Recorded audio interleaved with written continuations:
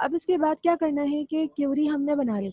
अब देखो कहीं ना कहीं क्यूरी चलेगी, और जो चलेगी तो मुझे कैसे पता चलेगा कि भाई मैंने जो क्यूरी यहाँ लिखी है या जो मेरा डाटा है वो इंसर्ट हो गया है या नहीं इंसर्ट हो गया है, ये मुझे कैसे पता चलेगा। तो मैं क्या करती हूँ कि बजाय इसके कि मैं कोई और काम करूँ, मैं इस पूरी की पूरी क्यूरी को एक वेरिएबल में स्टोर करवा देती हूँ, और जिसका नाम मैं दे देती हूँ डॉलर क्यूरी। क्यूरी लिखी है ना मैंने एसक्यूएल की, तो मैंने यहाँ पर नाम क्या दे दिया वेरिएबल का, क्यूरी ही दे दिया, ताकि मुझे ये याद रहे कि भाई इस वेरिएबल में मैंने डेटाबेस की क्यूरी बनाकर या उसकी जो इंस्ट्रक्शन है वो बनाकर क्या करिए स्टोर करिए। अब देखो क्या करना है, यहाँ तक हमने काम कर लिया, वेरिएबल्स में डाटा फेच करवा लिया अपने फॉर्म में से, क्यूरी में बता दिया कि भाई ये वाला वेरिएबल है तो इस कॉलम में जाके जाना, ये वाला सब्जेक्ट है तो इस कॉलम में चले जाना, और बाकी सारे कॉलम्स में जाके अब ये चलेगा कहाँ, चलेगा कहाँ से मुराद के भाई कौन से डेटाबेस पे चलेगा। स्टूडेंट तो मुझे यहाँ पता चल गया, लेकिन स्टूडेंट के साथ साथ ये तो टेबल का नाम है ना, डेटाबेस कहाँ पर मौजूद है, डेटाबेस मौजूद कहाँ पर है मेरे पास, डीबी कनेक्ट की फाइल में। सही है, याद है यहाँ पर हमने डीबी कनेक्ट की फाइल बनाई थी। तो अब देखो डीबी कनेक्ट में मैंने बताया अपना पूरा कनेक्शन के लोकल होस्ट में जाना, यूजर नेम ये होगा, पासवर्ड कुछ भी नहीं है, और डेटाबेस कौन सा, डेमो वन। यहाँ पर मैंने इसको सिर्फ कनेक्शन के लिए यहाँ कॉल करवाया था। अब मैं क्या करूंगी, मैं उसको ये भी बताऊंगी कि भाई जो मैंने यहाँ क्यूरी लिखी है इसको क्या करो, स्टूडेंट के टेबल पर तो चलाओ, लेकिन स्टूडेंट के टेबल कहाँ मौजूद होगा मेरे पास, डेमो वन में। तो मुझे ये क्या करना पड़ेगा, बताना पड़ेगा। अब देखो इस पूरे कनेक्शन को मैंने एक वेरिएबल में फेच कराया हुआ है जिसका नाम क्या है मेरे पास, कौन का वेरिएबल। तो मैं यहाँ पे क्या करूंगी, कौन वेरिएबल को कॉल कराऊंगी। अब देखो किस तरीके से, ये आपको क्या करना है, कनेक्शन बताना है। कनेक्शन करने के बाद आपने क्या कहा कि डेटाबेस डेमो वन है, और चलना क्या चाहिए, कौन सी टेबल में चलना चाहिए, स्टूडेंट के टेबल पे चलना चाहिए, लेकिन क्या चलेगा, क्यूरी चलेगी ये वाली, मतलब इंसर्ट की क्यूरी चलेगी, और डेटाबेस डेमो वन पे चलेगा। तो इसके लिए मतलब अलग अलग सी चीज़ों को मुझे एक साथ चलाने के लिए एक फंक्शन यहाँ कॉल होता है जो कहता है कि माई एसक्यूएलआई अंडरस्कोर क्यूरी। अब देखो ये फंक्शन क्या कहता है, ये फंक्शन क्या कहता है कि भाई मैं एक फंक्शन है क्यूरी रन करने के लिए, अब मुझे क्या करवाना है, डेटाबेस में इस चीज को इंसर्ट करवाना है, और इंसर्ट के लिए मुझे या तो ये भी पता होना चाहिए कि क्या क्यूरी चलेगी और क्या डेटाबेस कौन सा है। तो इसका जो पहला पैरामीटर है, इसका पहला पैरामीटर में आप क्या बताएंगे, कनेक्शन, और कनेक्शन के लिए हमने वेरिएबल कौन सा बनाया हुआ है, डॉलर कौन का, और ये जो फाइल है मैंने यहाँ पर इंक्लूड पहले से करा लिया। तो मैं यहाँ पे क्या करूंगी, बजाय इसके कि मैं बार बार लिखूं कनेक्शन, मैंने यहाँ पर किसको लिया, कौन के वेरिएबल को कॉल कर लिया। अब मैंने क्या करा है कि क्यूरी रन करने के लिए सबसे पहले उसको बता दिया कि ये सारे क्रेडेंशियल है, और डायरेक्ट कहाँ चले जाना, डेमो वन के डेटाबेस में चले जाना। अब डेमो वन में जाने के बाद करना क्या है, इसको डेमो वन में जाने के बाद उसको क्या करना है कि वहाँ जो एक स्टूडेंट का टेबल है उसमें इंसर्शन करवानी है जो कि आपके यहाँ से आई है। तो इस पूरे काम को मैंने किस वाले वेरिएबल में स्टोर कराया हुआ है, क्यूरी में। तो यहाँ पर आती हूँ मैं, और मैं कहती हूँ कि भाई कनेक्शन ये है और क्यूरी क्या है मेरे पास, ये है, ये हो गया एक फंक्शन। अब ये जो फंक्शन है ना, ये फंक्शन आपके पास क्या कहता है, वैल्यूज रिटर्न करेगा। सही है, वैल्यू रिटर्न करेगा किस फॉर्म में, आपके पास बूलियन में। बूलियन से मुराद या तो ट्रू, इंसर्ट हो गया डेटाबेस में तो ट्रू, अदरवाइज वो क्या करेगा, फॉल्स। तो मैं इसका जो आंसर है उसके लिए मैं एक नया वेरिएबल बनाती हूँ जिसको मैं नाम देती हूँ एग्जीक्यूट। ये मैंने अपना वेरिएबल बना लिया। अब देखो एग्जीक्यूट किस तरीके से, ये क्यूरी हो गई, ये कनेक्शन हो गया। अब मैं क्या कर रही हूँ, क्यूरी जो भी मेरी इंसर्ट की क्यूरी है उसको कनेक्शन के ऊपर एग्जीक्यूट करा रही हूँ। तो मैंने इसीलिए इस वेरिएबल का नाम क्या दे दिया, एग्जीक्यूट रख दिया। आप कुछ भी रख सकते हो, कोई मसला नहीं है। अब इसके बाद मुझे ये चेक कराना है, मैंने क्या कहा अभी, ये जो वाला फंक्शन है माइस्क्यूएल क्यूरी का, ये बूलियन वैल्यू रिटर्न करता है। अगर बूलियन आपके पास ट्रू आता है तो उसका मतलब है क्यूरी चल गई और आपके पास लिखा हुआ आ जाए डेटा इंसर्टेड सक्सेसफुली। और अगर क्यूरी नहीं चली तो वो क्या आ जाए आपके पास कि भाई एरर फाउंड करके कोई ऐसी लाइन लिखी भी आ जाए।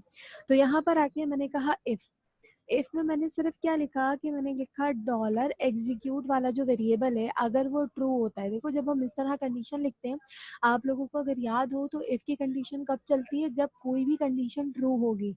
और यहाँ पर देखो बाय डिफॉल्ट ये बूलियन वैल्यू लेकर आता है, तो यहाँ पर हमें किसी दूसरी कंडीशन को देने की जरूरत नहीं पड़ती। हम सिर्फ क्या कहते हैं कि अगर इस वेरिएबल में ट्रू वैल्यू आ रही है तो इफ का चले ब्लॉक, अदरवाइज क्या चलते हैं मेरे पास, फॉल्स का। तो यहाँ पर मैंने इफ का ब्लॉक बना लिया। अब इफ के ब्लॉक में मैं करूंगी कुछ नहीं, मैं यहाँ पर सिंपल अभी इको करा लेती हूँ। सही है, इको क्या करवाऊंगी मैंने कहा कि भाई डाटा इंसर्टेड सक्सेसफुली, ये मैंने करवा लिया एक लाइन अभी फिलहाल ही।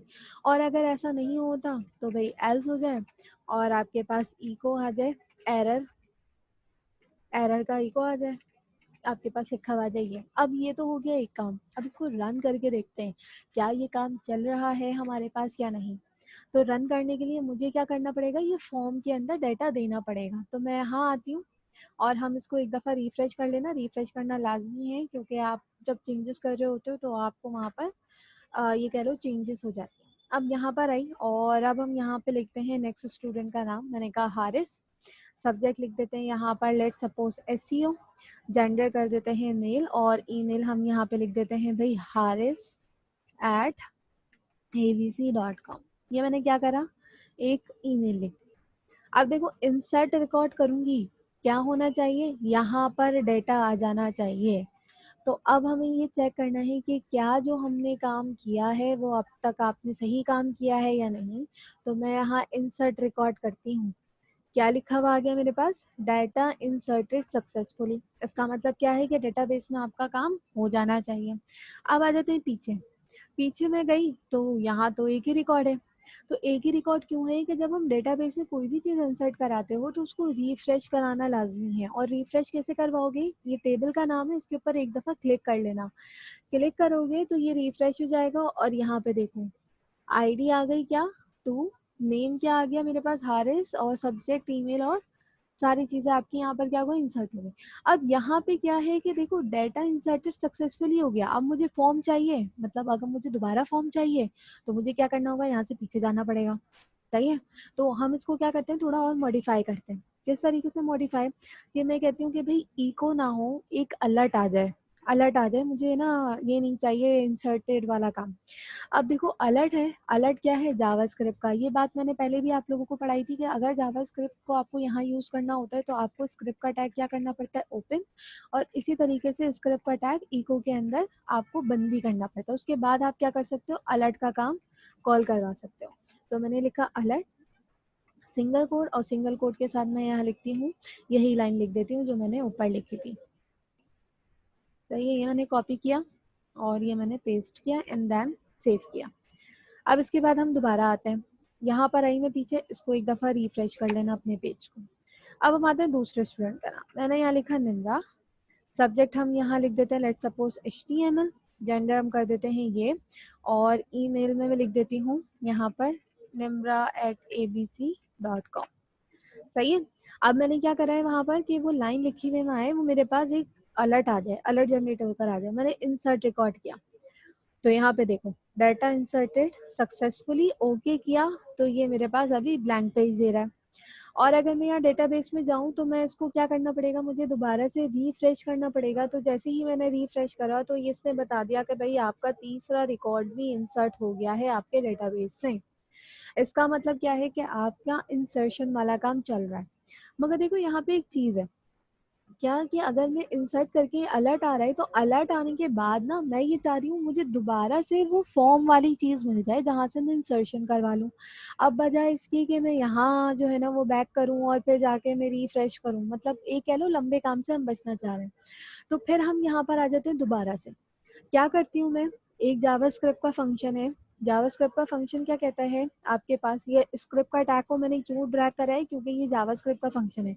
अगर चाहो तो दोबारा से इको करके, इको करने के बाद क्या कर लेना आप, क्या कह लो कि दोबारा से स्क्रिप्ट का टैग ओपन कर लेना, कोई ऐसा नया मसला नहीं है। अब एक फंक्शन होता है जावास्क्रिप्ट का विंडो ओपन करवाने का, मैंने यहाँ लिखा window dot location dot href। ये क्या है, एक फंक्शन है बिल्ट इन। अब इसके बाद यहाँ पर मैंने लिखा is equals to single quote. अब देखो मुझे अलर्ट के बाद क्या शो करवाना है, अभी मेरे पास क्या आ रहा है अलर्ट के बाद, एक ब्लैंक पेज आ रहा था, सही है, जो कि ये वाला था, ब्लैंक पेज आ रहा था जो कि यहाँ पर कुछ नहीं था। मैं चाह रही हूँ जैसे ही मैं अलर्ट को ओके करूँ ना, वो मुझे इस पेज पर ले जाए और सारी चीज़ें क्या हो जाए, खाली हो जाए, मतलब जो मेरा फॉर्म है वो खाली हो जाए, बजाय इसके कि मैं यहाँ से रिफ्रेश करूँ। तो फिर हम यहाँ पे क्या करते हैं कि window.location.href में मैं उस पेज का नाम देती हूँ जिस पेज पर मुझे रीडायरेक्ट करवाना हो। और मुझे किस पेज पर रीडायरेक्ट करवाना है, होम के। और क्यों होम के, क्योंकि मेरे पास अभी फिलहाल बटन जो फॉर्म का काम है वो होम पर ही हुआ हुआ है, इसीलिए मैं यहाँ पर आऊंगी सिंगल कोट में, मैंने लिखा home.php, सही है, ये मैंने क्या करा, सेव करा। अब इसके बाद देखो क्या होगा, यहाँ पर आते हैं, अब तो हमें एक दफा पहले रिफ्रेश कराना पड़ेगा, उसके बाद ये काम करेगा, ये हमने रिफ्रेश करा दिया।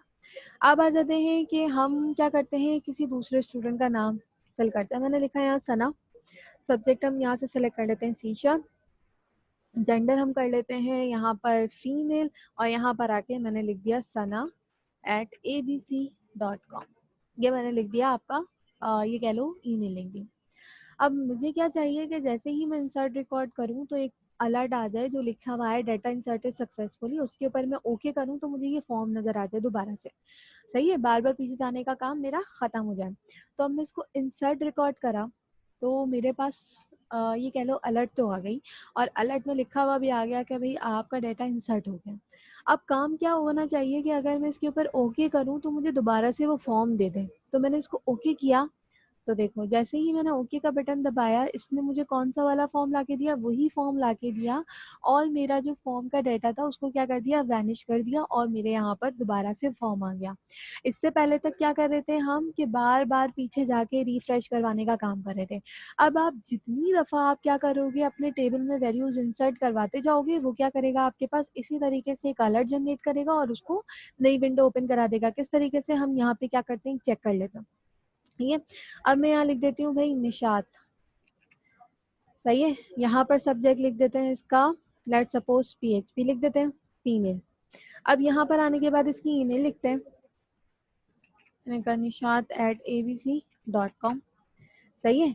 और मैंने क्या करा, इसको रिकॉर्ड इंसर्ट किया, इंसर्ट डेटा सक्सेसफुली हो गया, ओके किया, तो ये मेरे पास दोबारा से मेरा फॉर्म आ गया। अब डेटाबेस में भी जाके चेक कर लो कि क्या यहाँ पर भी चीज़ें अपडेट हो रही है।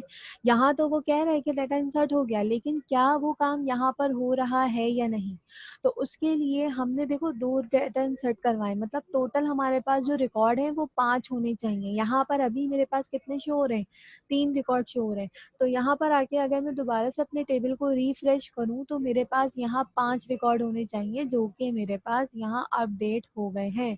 तो इसका मतलब क्या है कि आपने जो काम इंसर्शन वाला किया है वो बिल्कुल प्रॉपर तरीके से हो गया।